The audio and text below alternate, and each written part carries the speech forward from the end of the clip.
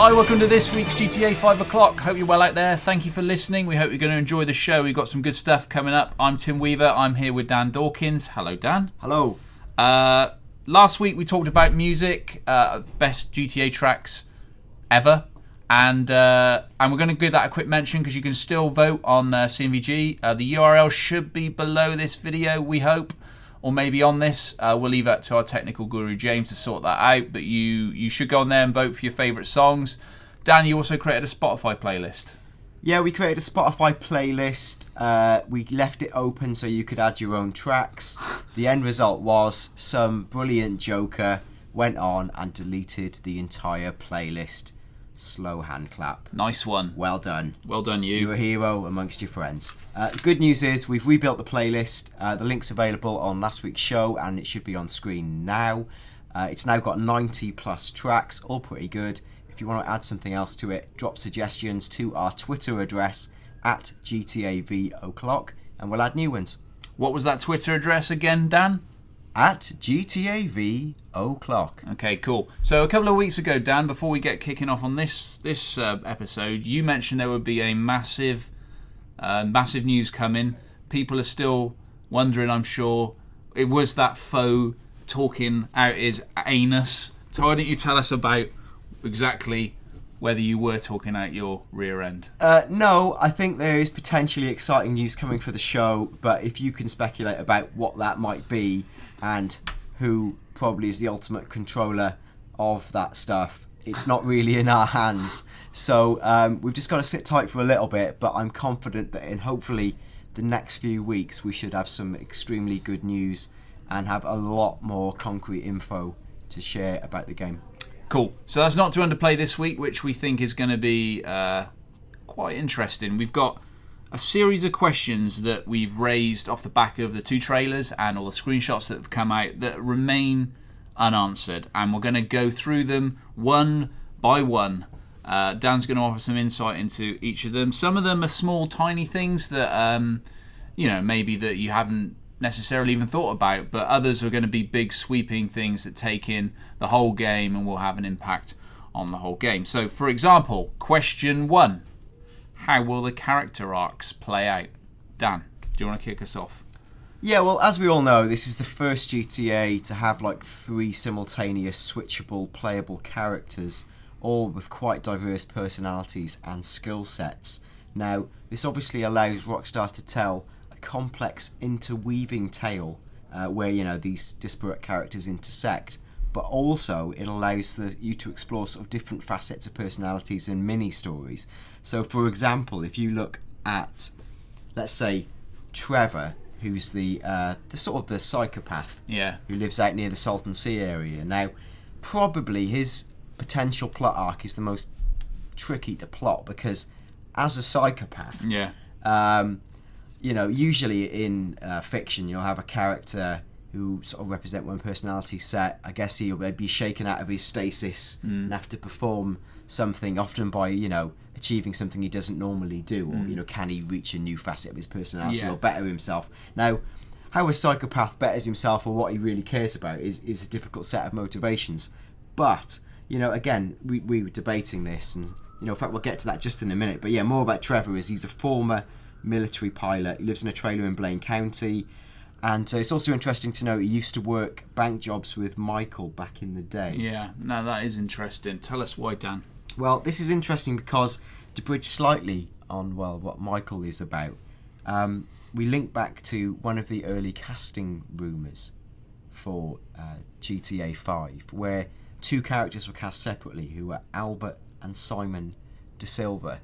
Now, this might be completely false, but I would stop listening for about 30 seconds if you don't want any spoilers.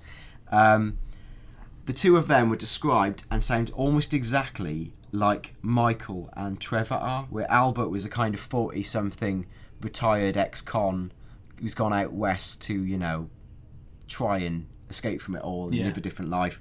And Simon was described indirectly as a bit of a nutcase. So it's really bizarre that, again, these 2 characters who sound exactly like Michael and Trevor have reappeared. But in the casting call, they were called Albert and Simon De Silva. So they had the same surname. They had the same surname, which obviously implies a family link, whether that's brothers, cousins. Yeah. Don't really know, but it's quite possible. While it's possible the casting call, had false names, I don't think the intention of them being family related is false. Now, this is a theory suggested by someone we work with. I think it's quite a smart theory, and I think some of you have said the same. What if, as part of their witness relocation deal, as you'd expect, they've had to change their names? Yeah, I mean, we were talking off air about this in the, I read a book by the guy who set up the witness protection program in the States, and he was saying in the book that, and obviously, Rockstar can do whatever the hell they want with real life stuff and twist it and change it however much they want. But in real life, the witness protection program, once you go into it, that's it. You go into it. You don't have any connection with your previous life, no connection with anyone you ever knew. Some of these guys go into it and leave their entire family behind. But in this case, Michael, we know, is in a witness protection program. That's been confirmed. And this new life in Los Santos is part of that. But he's come with his family, so it suggests the whole family, all four of them, are in a witness protection program. Okay. But as you pointed out, Dan, in the original Game Informer exclusive on GTA, they called the witness protection they used to describe the witness protection program or the deal that Michael had struck. They called it, what was the word they used? Well, they say that Michael struck an unconventional deal with the FIB, the equivalent of the FBI, because he's living a relatively a lavish lifestyle for someone in witness relocation, and it's sort of unusual. You'd get to cut a deal where you get to live out as someone rich and successful. But what if that unconventional deal looped in? What if it wasn't unconventional because he'd been given a decent amount of money, but it was unconventional because of who was looped into this witness relocation program? What if? Yes. Yeah, well, I'm pausing so you can do the big reveal. I was bowled a very soft ball and swung massively wide. What if, let's face it, Trevor and Michael are related and have both gone on witness relocation at the same time, and we do know that explicitly in the official material released, we know that Trevor has worked on bank jobs with Michael before. We're not told exactly why, but these facts aren't inconsistent with the theory that they are like blood relatives who've worked on bank jobs previously. They've gone to witness relocation and they've had to be separated, but obviously it wouldn't be that difficult to, and again, normally why would Michael seek out a psychopath? Like Tim made a good point about this the other day. Why would you, as a rational 40-something man, seek out a psychopath to perform a complex bank job? Yeah. Doesn't seem to make any sense. No. But also, it makes, and the flip side is it sort of makes sense that Trevor, a.k.a. Albert or Simon De Silva, presumably Simon. Yeah. No, it was Simon, you said earlier. Yeah. So Simon, a.k.a. Simon De Silva. What if, Michael feels like, because they're related, Michael feels a sort of compelling, sort of like you say, a sort of, because their family feels a reason he needs to kind of bring sort of Trevor into the fold. He feels like a responsibility towards him. Yeah. He wants him, even though he's this kind of crazy, unhinged, unpredictable man, he's still Michael's brother, and and Michael still feels a responsibility to bring him into the fold, and so he strikes this deal. This is all speculation, obviously, but we're proposing he strikes this deal with the FIB. I'll inform on whoever I inform. It turns out he's informing on if you take my family and my brother into the witness relocation program. Yeah, and that's interesting, and it creates one plot arc for Michael. Then might be, as the game progresses and they perform increasingly dangerous heists and different things happen. There might be a temptation almost to, what do I do with my increasingly unhinged lunatic brother? And he's facing a big decision to make about his brother. On the flip side, for Trevor, again, he's a sort of psychopathic, impulsive character.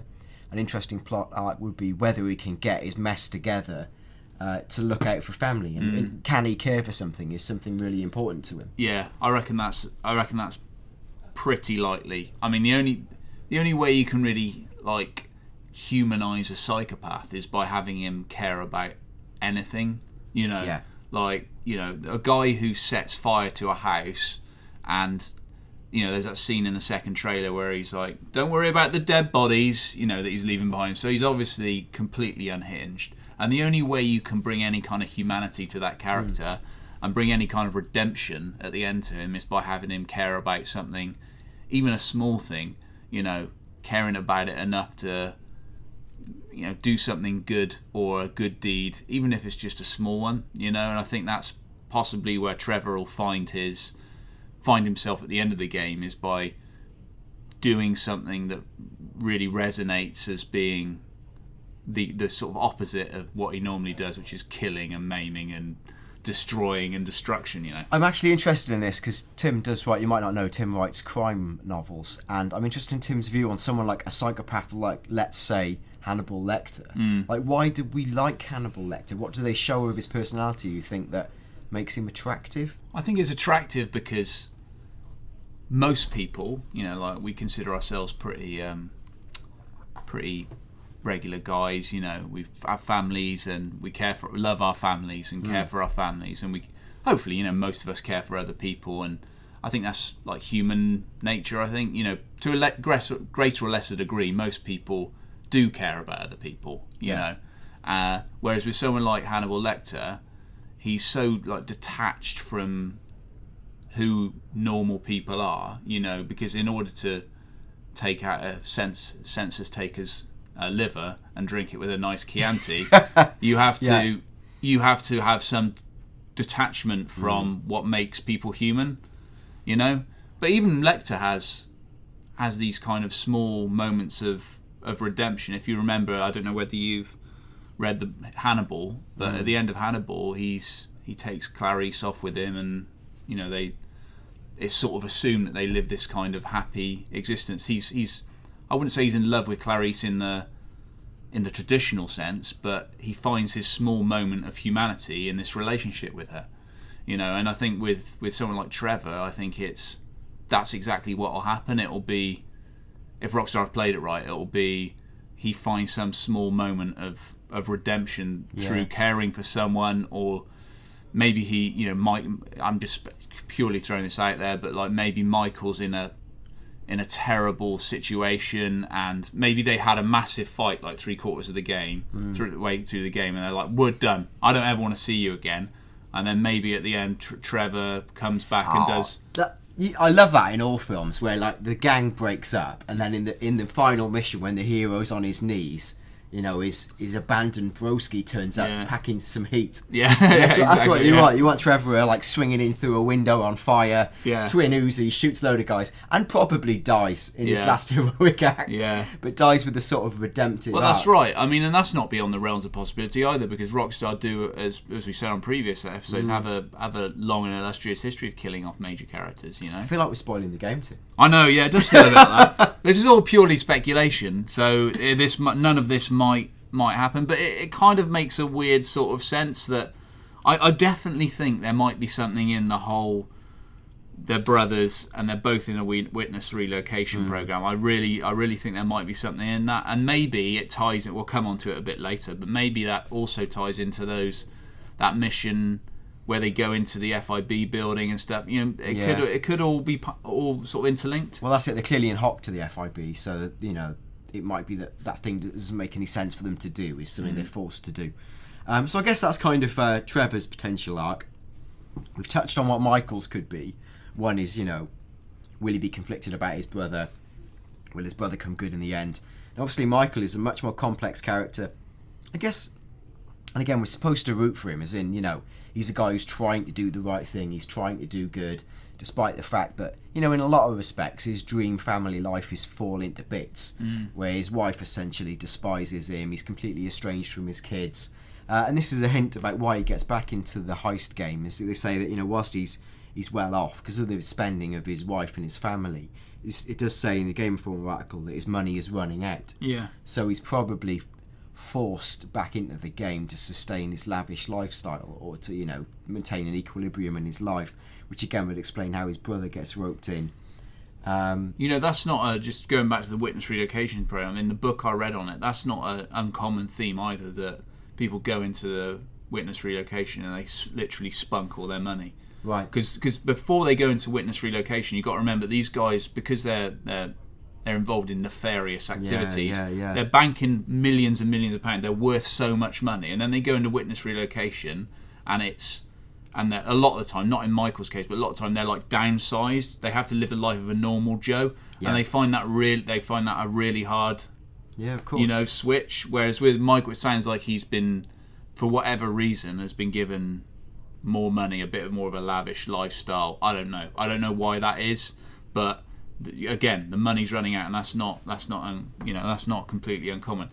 What also might be playing, Dan, is that if this family are part of this whole deal, and it sounds like they definitely are, they might be feeling the sort of, they might feel contained by this witness, but maybe that's part where a lot of these problems, these domestic problems come from. Is his wife hates not being able to talk to her friends and all that sort of stuff. Yeah, you're right. The kids hate their school because they're like, so it could all play. Yeah, out. that's interesting. It's like there's the elephant in the room that you can't talk about, and then you're having to externalise your dissatisfaction through other things. And as a result, it creates this estranged family unit. And I guess in terms of plot arc, it could lead to someone like Michael's wife, who apparently now hates him.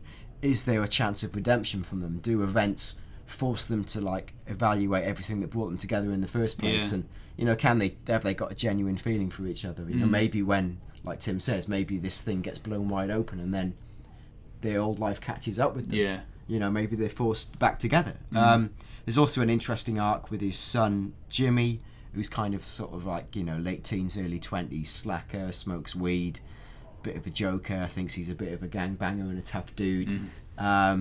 And again, we've seen, literally from the trailer, we see Jimmy getting in scrapes, hanging off the back of the truck, swinging on the ladder. Yeah. So it's pretty obvious he gets entwined in all of this. And, Michael, whatever his thoughts about his son being an idiot, is obviously going to want to protect him at all costs. So, again, that creates an interesting plot arc. And it's likely that Jimmy's going to fall in with the wrong crowd and or get kidnapped or do something ludicrously stupid, and you have to protect him. Yeah. And again, there might be a degree of Jimmy having to come to terms with why he's so dissatisfied with his life and acting like he doesn't care, and that's an interesting emotional fixed point as well, I think.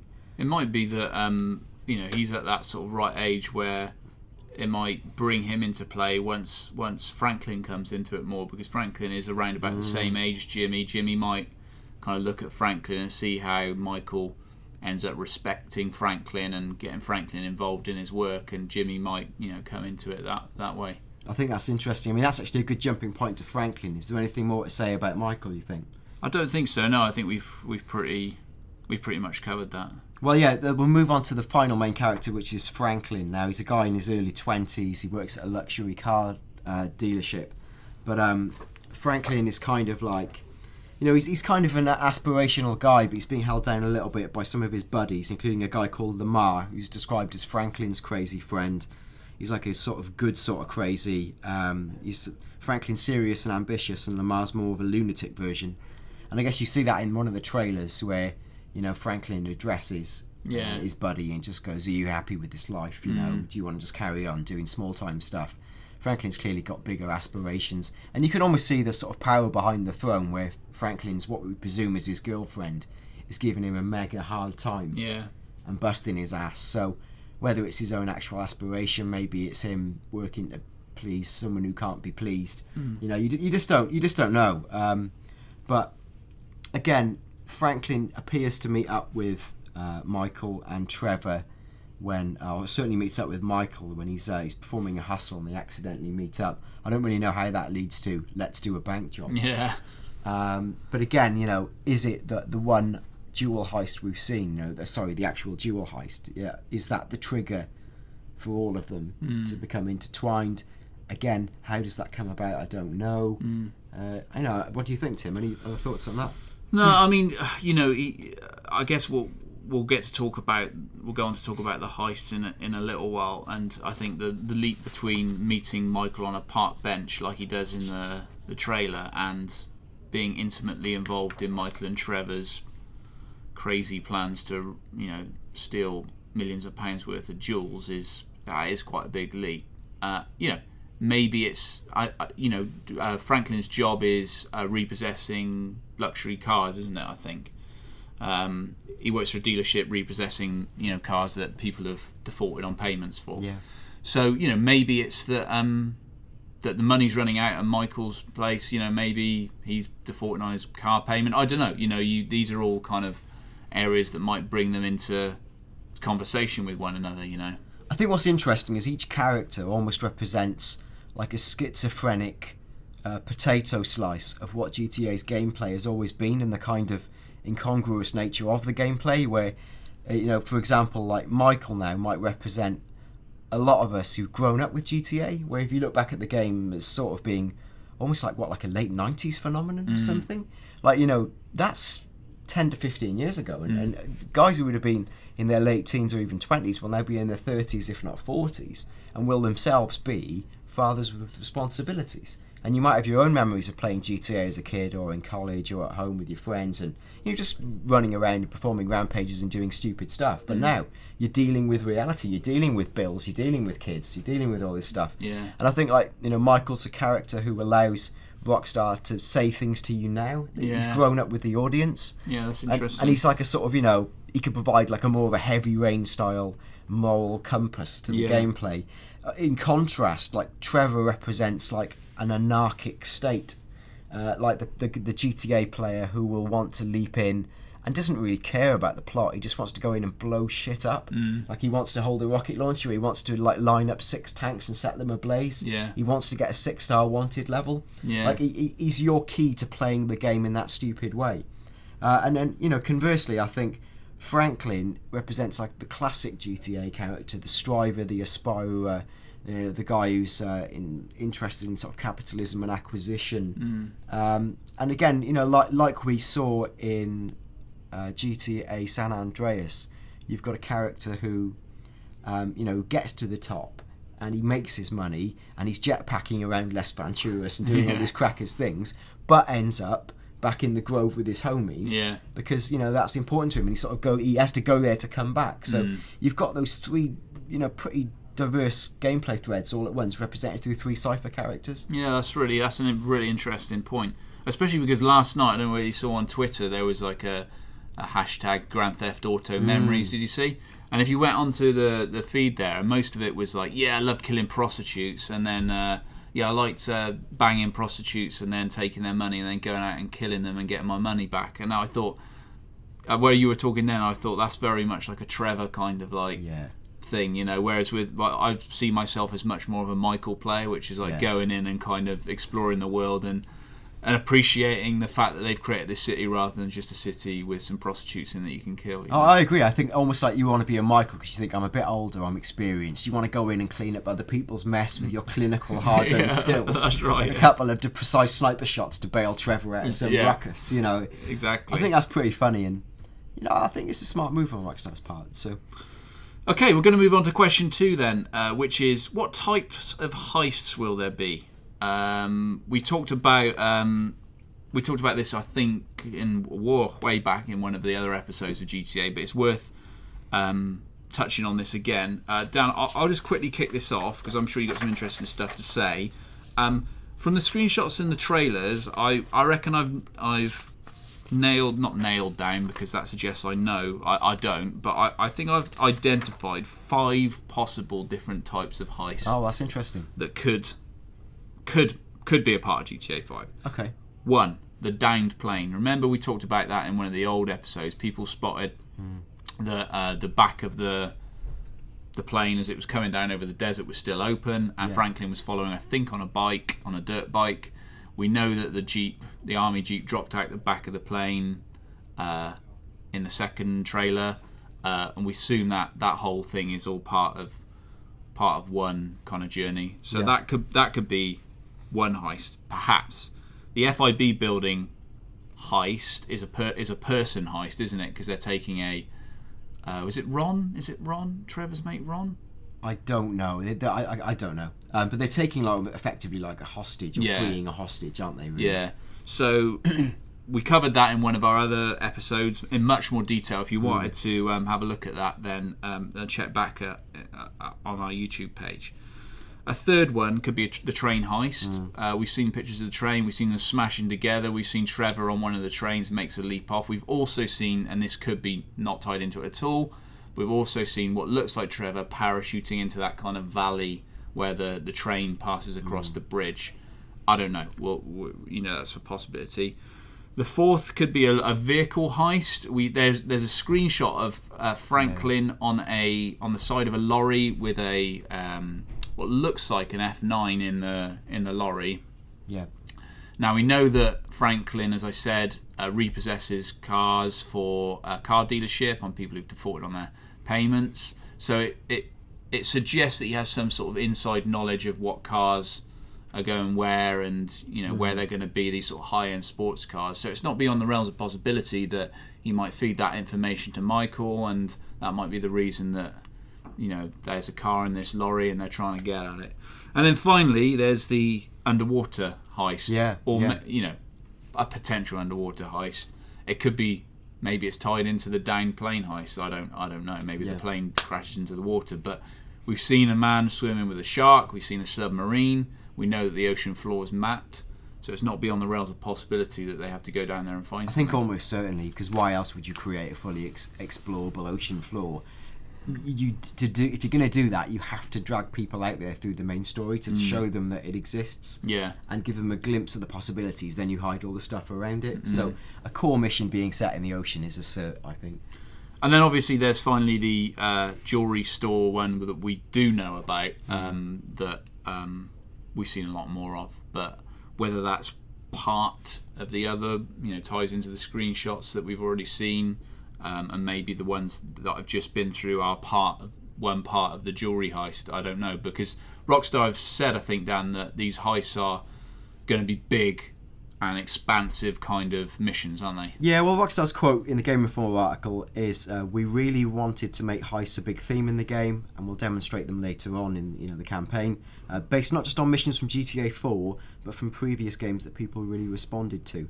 And like Hauser said, people are in love with doing the bank jobs, particularly when they feel like they have prepped for the bank jobs. And he also says, "We feel like we've never done a good bank job. So we decided we're going to properly invest in the story and the mission design and really build out these heists." Now, I just think something we've talked about in previous episodes, but this sense of almost performing side missions or core missions that build to the heists, whether it could be, stealing key hardware items, which could be like a cutting tool or some sort of electromagnetic device, or it could be a gun or a weapon or a vehicle, or costumes. I think it's the fun of the prep and amassing your forces. It's almost like you get this to an extent in a game like Mass Effect 2, where at the ending you go to enter the final mission with your war crew from sort of side missions you've performed, and you've got a certain amount of friends, and then your strategy is up to you. But it goes better if you've prepped in exactly the right way. Yeah. Now, I wonder if the heists will be, you'll be able to enter the heists provided you've got a certain base level of equipment, but there might be like much smarter ways to approach them if you've done other side missions and recruited an extra friend, an extra sniper, another piece of intelligence which allows you to say bypass a security door or override a security system, or go an easy way around a locked vault door rather than blowing it up. I mean, I love the idea of like a bank heist.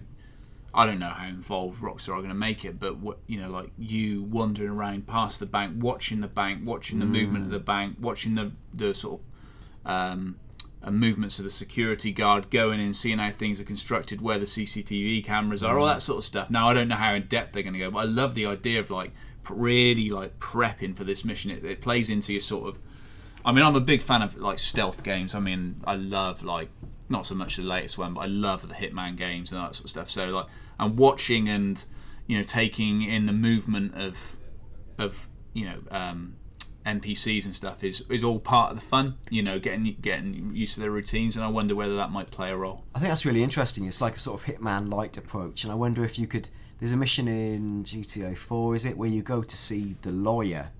The one the one who represents the lawyer in, what's his name again? The lawyer who's not very popular in the US, who hates Oh, Jack. Yeah, I've forgotten his name offhand. But anyway, there's a bit in the start of that mission. It's very slow paced, and you deliberately have to not give yourself away. And you're wearing a suit, and you walk through security, and it's almost like you could imagine a mission now where you're, doing a bank job, and you have to go into the bank to make a fake deposit and meet the bank manager. And as you do it, you scope out the terrain. Yeah. You get a feel for where things are hidden. You could maybe even ask questions on a multiple choice thing to probe.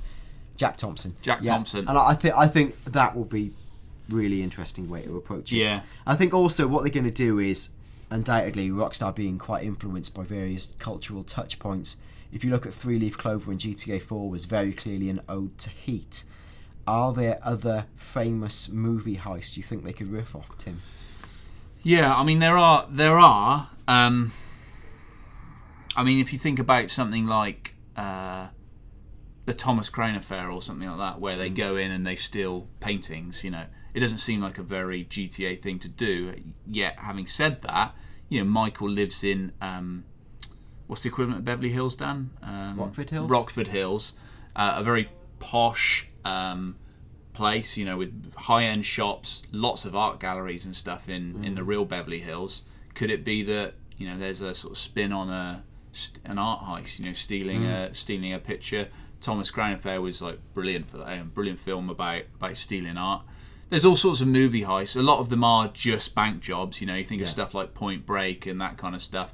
Even The Dark Knight. It's all about going in and stealing stuff from a bank. But I think that if Rockstar are gonna make the game about different about heists, they're gonna have to have different types of heists. So which is why I suggested those ones at the beginning. It won't just be about stealing money out of a bank vault, and it'll be about maybe other types of heists. Because I forgot to mention actually earlier, there is that one shot as well of Trevor with a sniper rifle with a laser sight facing up towards a helicopter in the sky at night that looks like it's down by the docks. And I know I've mentioned this on previous episodes of the show, but I wouldn't be at all surprised.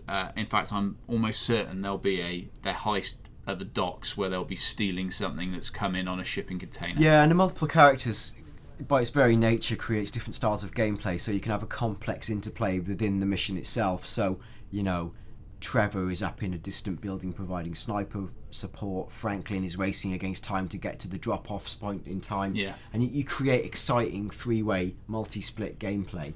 I think that's a really nice mechanic, and I think we've seen already hints in the trailer that, like Tim says, he's isolated some mission types. It might even be that some of those are connected, so you go from, bank job, blow up bank, shootout, escape, car drive into a plane goes in the air, plane gets shot down, you parachute out, you escape, you're on a boat, like huge multi-part sort of James Bond-esque sequences of massive excitement. I think that's very likely. I think that's almost a certainty. I mean, that's why I said I don't think these will necessarily be separate heists, but they could give an indication of what I think. You're almost certainly right there, Dan, that those ones will be interconnected, and I think that makes complete sense.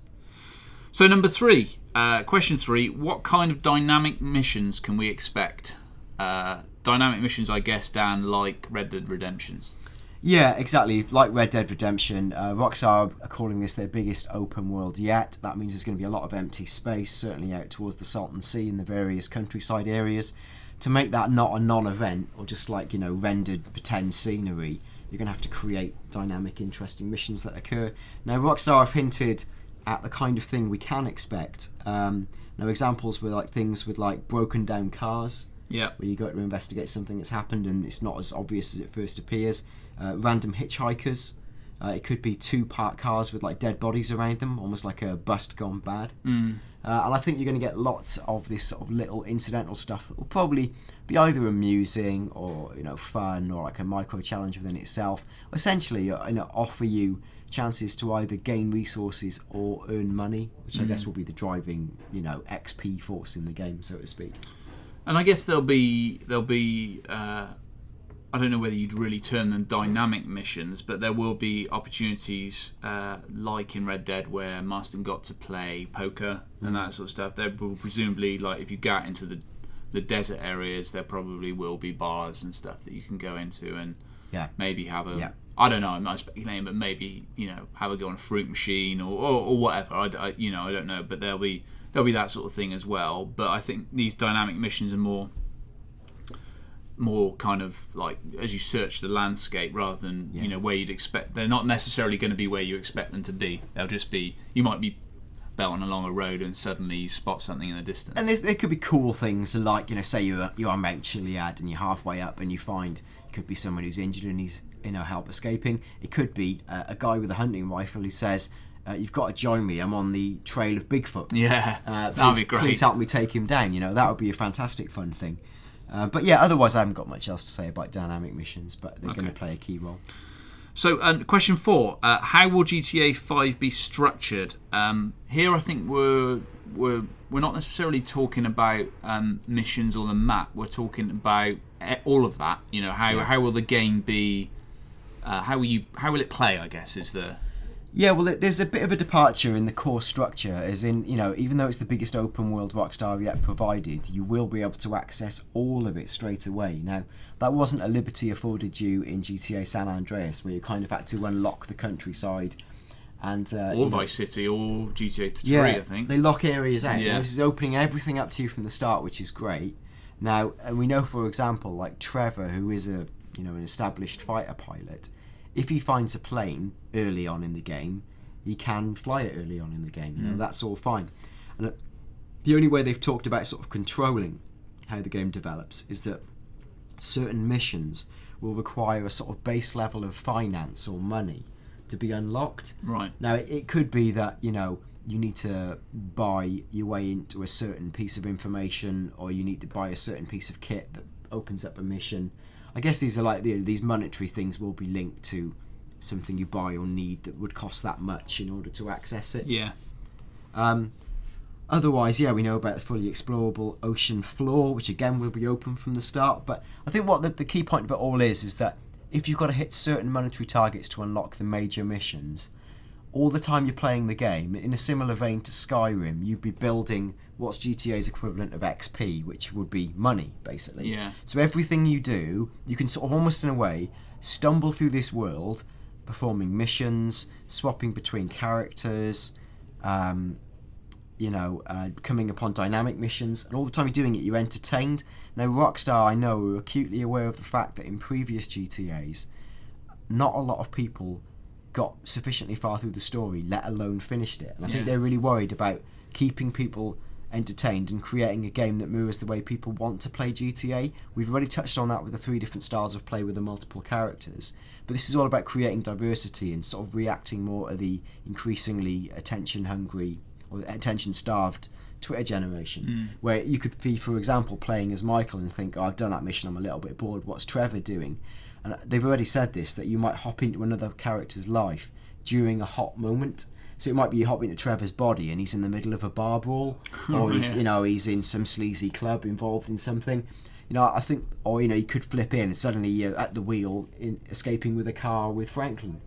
What's interesting about that is that by placing Trevor out in the sticks and Michael in the city, by flipping between those two, you immediately go into a different environment. It's not like where in the other GTAs where you felt confined, although the maps were big, you felt confined to one part of the city. I remember with San Andreas, you always looked at them because the map came in the manual, didn't it? Yeah. And you'd open up the map and you'd go, wow, that's big, but you'd feel so contained to one small, although the map was huge, you'd feel contained to one small thing. I remember thinking quite a few times, I've really had enough of the city now. I wouldn't mind going out to the desert and seeing what's seeing what's happening. San Andreas created a great sense of scale because you had to walk the miles or drive the miles. So you really did feel like you were going somewhere new. But the flip side was, you go, I want to go back to Los Santos, but it's such a long drive, I can't be arsed. Yeah. Now, perhaps it was a deliberate late inclusion that, when you find the jetpack in area 51. Area 69. Area 69. That's your reward, almost an acknowledgement that they'd made it too hard to get around places. Yeah. Because at the end of the game, when you've got the jetpack and the game's finished, you do think, I've got the jetpack, I can just go to San Fierro, I can just go to Las Venturas, I can go to Mount Chiliad. Because suddenly it's not like helicopters are fiddly and the planes are really awkward to get flying. You're just up there and away and it's great. So this is character switching is their shortcut to jetpacking almost, Yeah. No, so it makes a lot of sense. So, question 5. We've got some smaller things now. Question 5. Why is Trevor climbing the Hollywood sign? I brought this up yesterday when we were prepping for this, Dan, and I'm still not quite sure why he's climbing the Hollywood sign, to be honest. He looks to be escaping from the police, because there's police around the Hollywood sign. I'd suggest it might be part of a mission. It might just be Rockstar taking nice screenshots, but there's quite a lot of screenshots of him climbing the Hollywood sign. So to me, that suggests it might be part of a mission. Yeah. There are other screenshots of him wearing the exact same clothes that he's wearing climbing the Hollywood sign on a quad bike with the looking like he's going up into the hills with the police pursuing him. So I don't know. It might just if I had to take a guess, I'd say it's probably a mission that Trevor's doing by himself, away from the other guys. But I couldn't say for sure. There is one screenshot where Michael is sort of snipering a helicopter close to the Vinewood sign, and in the screenshots of Trevor climbing the Vinewood sign, there is a helicopter visible in the screenshot. So again, it's possible that Michael might be getting rid of the people who are pursuing Trevor for whatever reason. The only thing I'd say is that Trevor's the pilot in the game, so if Michael's in a helicopter, it seems unlikely that Trevor wouldn't be the pilot. An interesting thing would be, like, say you are Trevor and you're winding up the desert roads and you find, you're being chased all the way and the police are pursuing you and they're shortly behind. You might get to a point where, your wheels get shot out, you're at the Vinewood sign, you're forced to, like, climb to escape. And as you're there, you're on the phone or the radio to one of the other characters saying, you've got to come and get me, you've got to extract me. And at the same time, you flip the character and the other guy's flying towards to get the Vinewood sign to try and pull him out. That might be quite a fun set piece. Yeah. To get there in time to extract him because he's basically got nowhere else to run. Yeah. And as a piece of pure cinema and spectacle, it's great fun because you can pan out and see the Vinewood sign, him hanging off the end of a rope ladder. Yeah. It's a bit of Hollywood fun, isn't it? If that's the truth. That's a good shout, actually. The only other thing I'd say about the climbing is, does this say anything about the way you climb and clamber throughout the game? Rockstar have always updated the core mechanics of the game to sort of reflect the base expectations of gamers at the time. It's almost since Assassin's Creed, we all expect now to be able to jump, leap and climb up things just by pressing forward and like not performing complex pixel perfect jumps. Yeah. I just wonder if they'll simplify the running, rooftop running and clambering gameplay, so they're just a bit better animated, they get up things a bit easier and make them a little bit more agile. I don't think the game's going to become a parkour game, but I do think that they probably will refresh that climbing mechanic. Okay, number 6. What will your phone do? Dan, you've got a couple of things to Rockstar have said that they want the phone to play less of a perhaps annoying role like it did in GTA 4, where you're constantly getting phone calls from nagging brothers and girlfriends and various different things, and you're constantly having to let people down and it's all a bit annoying. Now, what they did say is the phone is a modern phone, a smartphone, it's connected to the internet. Now, there's all sorts of things you can do with that. One of them might be some sort of fake form of social media where you're interacting with other characters within the game world you've met, and getting humorous messages. Another thing could be back to the overarching theory I've trumpeted a few times about, almost like you being a YouTube celebrity within the world and earning acts for your notoriety, or even being able to hold the phone up or activate it to film what you're doing at that time. Yeah. I almost wonder if there's a fun thing in if you could like film you doing a heist, you become like an internet, crime celebrity. Yeah. That like would be sort of really natural fun. born killers kind of thing. Yeah. I think that's a really fun mechanic potentially. And another thing you could use the phone for is, as an obvious way to invite real life buddies into your game to play co-op or to do multiplayer. Where, let's say your real life Twitter pals or your real life PSN buddies could appear through the game, and you just call them in. And the Game Informer article also says that they think that multiplayer will be accessed sort of seamlessly through the single player experience, and they talk about where they saw the icons on the heads up display or the main thing you see. they saw the change icon for changing characters, and underneath it was like a multiplayer icon. So it sounds like you know it's going to be a key thing to access. It's not like a dip out, go to a separate menu, restart the game. I think it's going to be embedded throughout the entire experience, this sort of co-op play or this shared universe feel. Rockstar have clearly got something big planned for multiplayer, and I think this is part of it. Could be your mobile phone is the portal to it. Oh, also, as we touched upon last week, music.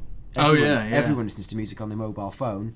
You know, could it be you could tune into radio stations through your mobile phone, set up playlists, blah, blah, blah. Well, of course, in that first trailer, there are people running around and down at Vespucci Beach lifting weights and stuff. Could it be? I mean, I don't think for a minute it'll be like San Andreas where you're going and pumping iron and stuff. But could it be that you can wander around and go to these places with your headphones on, like you say? Who knows?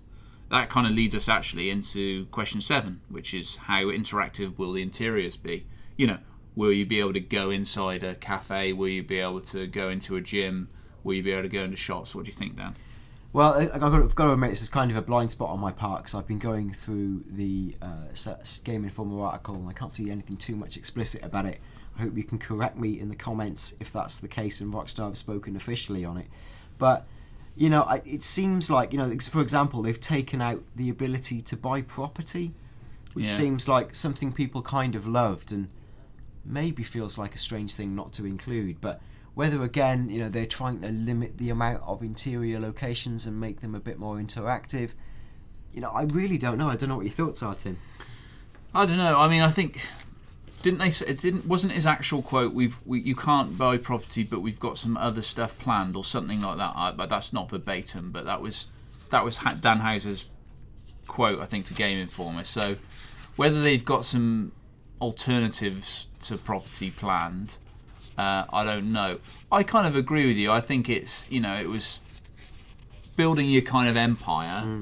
You know, property kind of fit into that. Maybe the fact that Michael is in witness protection and that the money's running out and that he has an obligation to the FIB and all that stuff, maybe that's one of the reasons they haven't done property, is because for a guy on a witness protection program to have a portfolio of property is probably pretty unlikely. Pretty flash. Yeah. If a guy who's not supposed to be known was an ostentatious property developer. Yeah, and you know, so maybe that's one reason for story purposes. Maybe it's like you say, to limit the amount of places you can go into.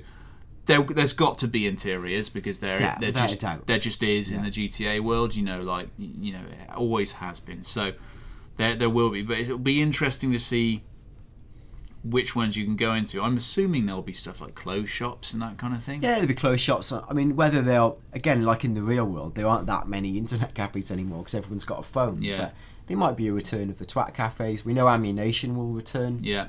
Arcades, maybe, I don't know, stuff like that. Yeah, it could be fun stuff like that. Again, you've just got to look at where people go in actual reality and points of satire that Rockstar can expose. And of course, you can do stuff like yoga as well. So presumably that'll be done indoors somewhere. Yeah, the yoga. There's more likely to be strip clubs. You know, Rockstar always do this kind of thing. There'll be. In fact, they've said there's going to be nightclubs with bouncers on the front. You know, and it could be, again, a reason to get money. Might be to bribe bouncers to get into certain night spots, and things like that, and hang out with the big guns. Or it might be a certain big cheese gangster you need to speak to lives in a certain nightclub, and you've got to find a way into it. You know, stuff like that. And I think that's really likely.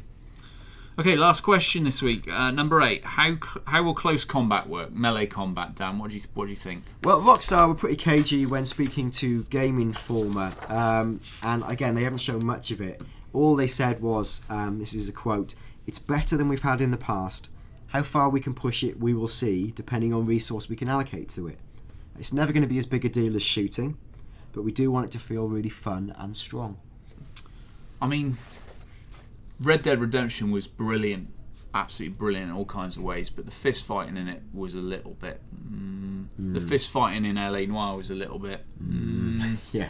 So, and I loved LA Noire, so that's not a criticism... Well, it is a criticism of the game, but it's not it didn't affect my enjoyment of the game, is what I'm saying. Yeah, it wasn't really a kung fu game, was it? No, so if I had to guess, I'd say that the melee combat might... Oh, he's basically admitted it there. It's not of high importance to them, so I would assume that if you're not weaponed up, then expect some sort of fairly middling kind of punching. Yeah, it's not going to be a beat 'em up, but I think that, you know, they've improved. Even San Andreas improved with a kind of lock on and a high punch, low punch block.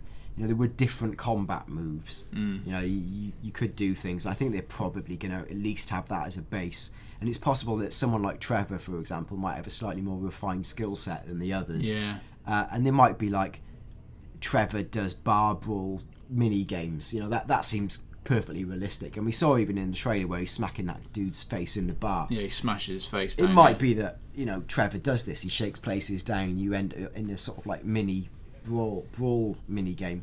Now, again, Rockstar aren't going to obsess about rival games in this genre, and there were very few of them, but a game like Sleeping Dogs, the combat was probably the best bit. Yeah. And they won't want to leave an open goal for a game like that to exploit, so they will want some improvement in the combat just to negate the effect that, you know, a game like Sleeping Dogs has, or the advantage they have. But like Tim says, it's not going to be the core focus. It isn't a kung fu simulator. Okay, so we hope you enjoyed those questions this week. We've got some other questions for next week. We raised 16 or 17 questions, I think, in total. So we split it into two. This is the first part this week. We hope you've enjoyed them. If you've got any questions, by the way, that you think we need to answer or we should have a go at answering, do chuck them in the comments. We always read the comments, even the ones that tell us we're terrible and they hate our accent and etc, etc. We still keep going, and we really appreciate your feedback, especially the ones that say we're ace. We really like those ones. But yeah, do stick your questions in the comments. Any questions you've got about anything, in fact, stick them in the comments. Dan, do you want to remind people about our Twitter account? Yeah, just follow at GTAV O'Clock. You get all the latest updates on the show from us. We occasionally have a little bit of banter, a little bit of Q&A stuff. We'll be probably breaking any news about the show there, and we'll be linking info from other great Rockstar sites. And we're hoping now that this is the point at which James puts a big subscribe now image up. James, do it right now. It's up there. If you're looking at this, you can subscribe now to our YouTube channel, to our GTA 5 o'clock. Click the screen where it says subscribe here. Yeah. Easy peasy. It takes you 1 second, and it guarantees you get the show every single week. So yeah, we hope you've enjoyed it. Please do get in touch, either via Twitter or on the YouTube channel. Like I say, any questions, whack them in the thread. Otherwise, we'll see you next week. Goodbye. Bye.